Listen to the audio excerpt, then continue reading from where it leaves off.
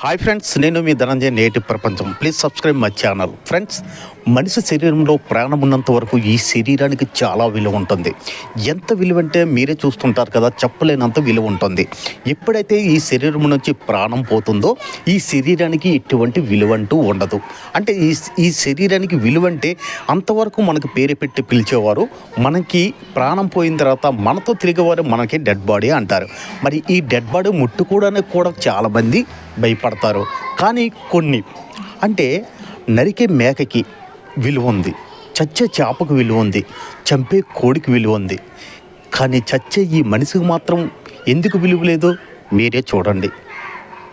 ఈ మేకను మన ముందే నరికి తలను వేరు చేసి మొండాన్ని వేరు చేసి ఒక రాడ్డును కట్టి ఎలా చర్మాన్ని ఒలిచున్నాడో మనం చూస్తున్నాం. కానీ మనకి ఎటువంటి ఫీలింగ్స్ కానీ భయం కానీ మనలో కలగడం లేదు. చర్మం ఒలిచిన తర్వాత ఆ మేకను తుండులుగా ఆ శరీరాన్ని నరికి ఇలా పీసులు చేస్తున్నా మనకి భయం కలగలేదు. అలాగే చూస్తున్నాం, మనకు కావాల్సింది మాంసం.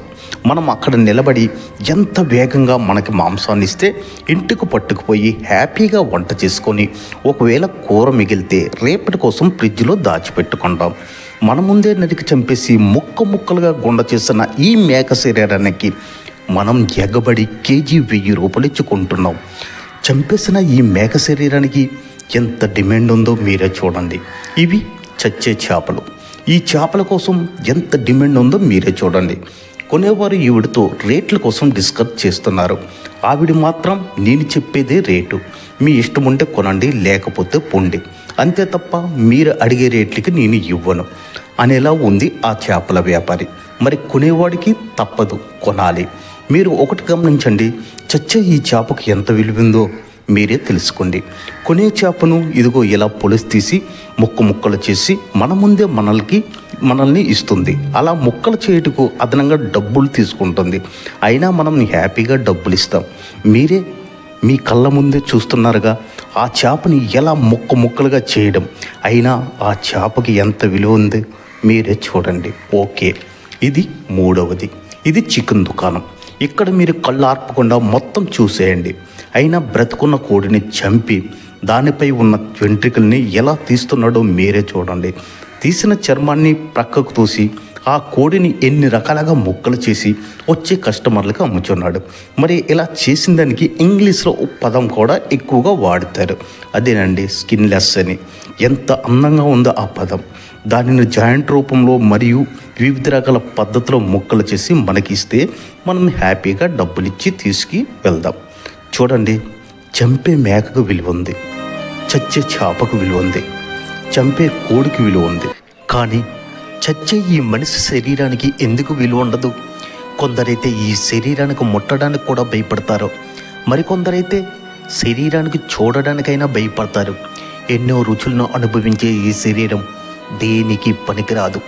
ఆకులు అలమలు తినే ఈ జంతువుల కలేబారాలకి ఎంతటి విలువందో మీరే చూడండి. అన్ని రుచులతో తినిన ఈ శరీరం మాత్రం దేనికి పనికిరకుండా అయిపోతుంది. చూసారు కదా వీడియో. ఈ వీడియో బట్టి అర్థమేమైంది మీరే కామెంట్ రూపంలో చెప్పండి. ఎందుకంటే మనిషి తాలూకా అంటే ప్రాణం పోయిన తర్వాత శరీరం తాలూకా విలువ అనేది ఎంత కోల్పోతున్నాం. దేనికి పనికిరదు ఈ శరీరం. అంటే ఈ శరీరం కోసం మార్నింగ్ లేసి నుంచి రాత్రి వరకు ఎంతో శ్రమ పడతాం. ఉదయం లేసి మంచి క్రీమ్స్, మంచి పర్ఫ్యూమ్స్, మంచి సోప్స్, మంచి ఫుడ్, ఏసీలో తిరగాలి, ఏసీ కారులో తిరగాలి, ఏసీ రూముల్లో ఉండాలని ఈ శరీరం ఎంతో కోరుకుంటుంది.